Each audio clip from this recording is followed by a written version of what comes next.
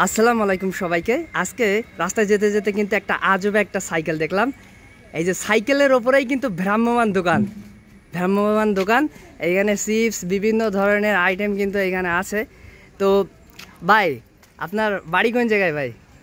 বাড়ি ভাই পাড়ার গাইবা। তো এই সাইকেলটা দেখেন যে কিন্তু সোলার সিস্টেম। তো এই সাইকেলটা আপনার হচ্ছে কিভাবে আসলে যে সাইকেল বানানোর যে মানে বুদ্ধিটা?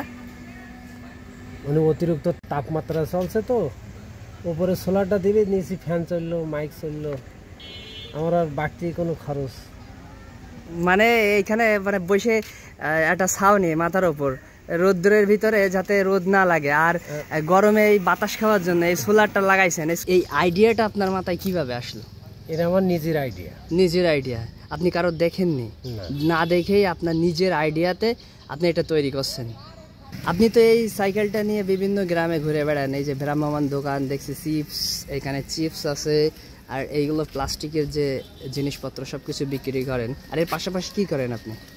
বাক্স ব্যারেলের রিপিট কবজা মেরামত করি, তারপরে শিল কাটাই, তারপর ব্যারেলের তলা লাগানো হয়, বিভিন্ন ধরনের ব্যাগের চেন লাগানো হয়, বিভিন্ন ধরনের কাজ আপনি করে থাকেন। এই সাইকেলটা নিয়ে যান। মিক্সেপের নেট লাগানো হয়, মিক্সেপের গ্লাস লাগানো হয় শোকেসে। তো আপনারা দেখলেন যে কত সুন্দর একটা সাইকেল কিন্তু ভাই তৈরি করেছে, এই মোশাররফ ভাই। তো আপনারা দেখলেন মোশাররফ ভাইয়ের চমৎকার একটি সোলার সাইকেল। মোশাররফ ভাইয়ের বাড়ি মূলত যশোর জেলার শার্শা থানার কাইবা গ্রামে। মানুষের বিভিন্ন ধরনের শখ থাকে।